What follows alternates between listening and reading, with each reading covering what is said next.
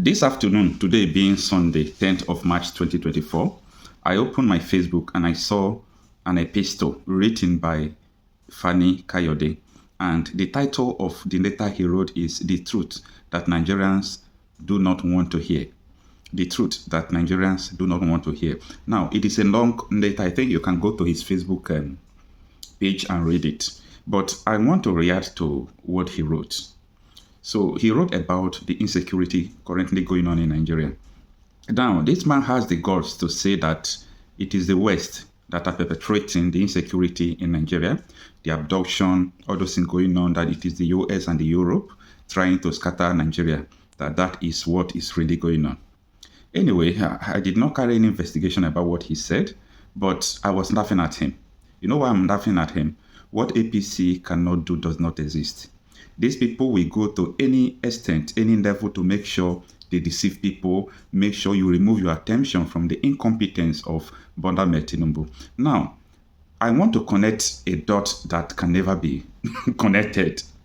This Fani-Kayode, exactly 8 years ago today, Fani-Kayode told us on Channels Television, the video is ahead, you are going to watch it. He told us on Channels Television 8 years ago that Andy Modu Sheriff, former governor of Borno State, is the one that formed Boko Haram, is the one sponsoring Boko Haram. Now, Boko Haram has grew, they form a swap, they turn into bandits, they spread all over the country. This man is now waking up one day to tell us that it is the West that form Boko Haram and bandits that are adopting people in Nigeria right now. See, let me leave you to watch the video first of all. Let's come back and talk, because what these people cannot do does not exist. Whether they have seen that Tinubu can no longer do anything, Nigeria is getting worse, they don't see who to blame again now. They can't blame Peter Obi again. They are blaming the West. What is really going on? Take a watch at this video first. That's a moment. To go to the allegation, just a moment. Chief Fani-Kayode, of course, we know these are your thoughts and not that of Channels Television. And these are very strong allegations. Boko Haram has killed and a list of about 10,000 people in the last few years in Nigeria, declared a terrorist group of international dimension, and linking someone who is innocent as we speak, because he will be innocent until the court proves himself. Sheryl, I think we need to move away from political correctness in this country. And I think we should stop being scared of speaking the truth and saying it as it is. Now, if I may, I will tell you the basis under which I am saying this. I don't say it's based on rumor. I don't say it for fun. And I don't take pleasure in saying it, because this is somebody I have known for many, many years, since we were both in the NRC in the early 90s. And I have nothing personal against him. But I must tell you that if he wants to convince the world that he has nothing to do with Boko Haram, then let him explain his relationship with Muhammad Yusuf, the man who started Boko Haram and who was murdered in mysterious circumstances by the police. Let him tell us how it was, or who it was, that he was using as his local thugs whilst he was governor of Borno State, two-time governor, who his local thugs were, who led those local thugs, and let him tell us that it wasn't Muhammad Yusuf that actually led them and that he wasn't funding and organizing them. Let him tell us who asked Yaradua to send in the soldiers and kill as many people as possible of the Boko Haram group, simply because he was tired of them and he was fed up with giving them money. Let him tell us how it is that he appointed as Commissioner for Religious Affairs an individual by the name of Buju Foye or something like that. And this man was the person that was giving those boys money and keeping them happy. And let him finally tell us under what circumstances Buju Foye was killed after the investigations began, and the likelihood is that he would have given evidence as to the fact that he had been used to fund and support these boys whilst they were operating at the local level. Now, at this time, they were operating at the local level. What happened was there was a big fallout, as there always is, between gangsters and people like that. If you watch the film The Godfather. All right, Chief Fani-Kayode, just if I may come in here, just a moment, if I may come in here, a lot of people will think that, of course, all that you've said about him are not legal statements. They are your thoughts, and it doesn't really make it absolutely right about his person, because he needs to defend what he is. I've said they are your thoughts, not of Channels. But let me quickly ask, people will be wondering, why is Chief Fani-Kayode talking about this right now? and not before now when we were facing these issues of Boko Haram? And is it because he's now become the party chairman that you're voicing your thoughts about your knowledge about Senator Alimadu Sheriff? Well, first of all, let me answer the latter part of the question. This is common knowledge. What I'm saying is common knowledge. And it was not appropriate for me to voice such things out up until the time that I felt it was appropriate, because you are telling me that this man is now our party national chairman.